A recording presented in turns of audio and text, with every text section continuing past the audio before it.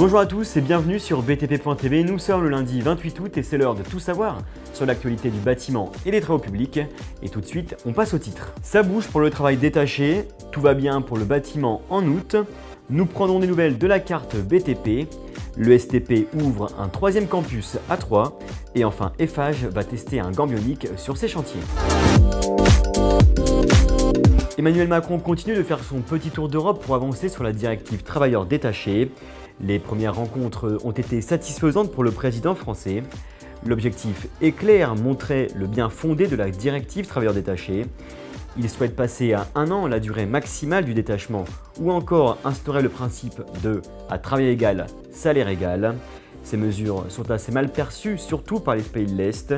Les premiers ministres tchèques et slovaques ont déjà donné leur accord de principe pour réviser cette directive. Selon le président, un compromis devrait être trouvé d'ici octobre. Pour la Roumanie et la Pologne, le ton a changé. Les pays sont fortement opposés à un changement, mais le président reste persuadé qu'il trouvera un accord d'ici la fin de l'année. La reprise dans le bâtiment se confirme mois après mois. Les carnets de commandes restent bien remplis au mois d'août.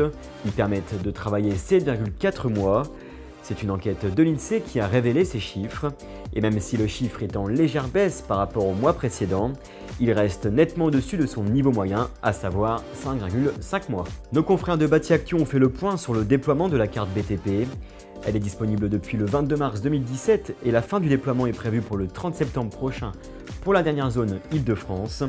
On estime à 2 millions le nombre de cartes qui devraient être commandées. Pour le moment, 530 000 cartes sont en circulation selon l'UCF CI BTP. 170 000 sont en cours de demande. Tous les employés ne sont pas encore équipés, il est difficile de dire pourquoi. Bâti Actu met en avant des problèmes de communication, mais également une prise de conscience tardive des entrepreneurs. On rappelle que cette nouvelle carte se substitue à l'ancienne.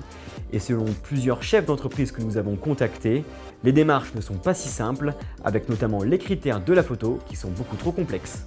Le STP s'installe en province et plus précisément à Troyes. C'est le troisième campus pour cette école déjà implantée à Paris et à Cachan.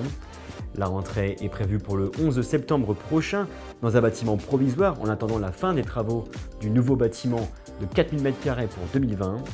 La révolution numérique dans le bâtiment sera la spécialité de ce nouveau site, avec notamment le BIM, la robotisation ou encore l'instrumentation des chantiers.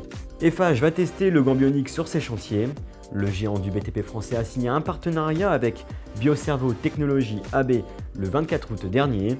Cette entreprise suédoise conçoit des gants bioniques souples faits pour les victimes d'AVC ou les patients souffrant de liaisons des nerfs. Ces gants vont permettre de réduire les efforts des travailleurs. L'objectif à terme est de mettre au point des équipements particulièrement adaptés au secteur de la construction. Une avancée importante comme les exosquelettes de Colas est peut-être une vraie solution pour le compte pénibilité. C'est tout pour cette semaine, prochain rendez-vous lundi avec toujours plus d'actualités. Bonne semaine à tous.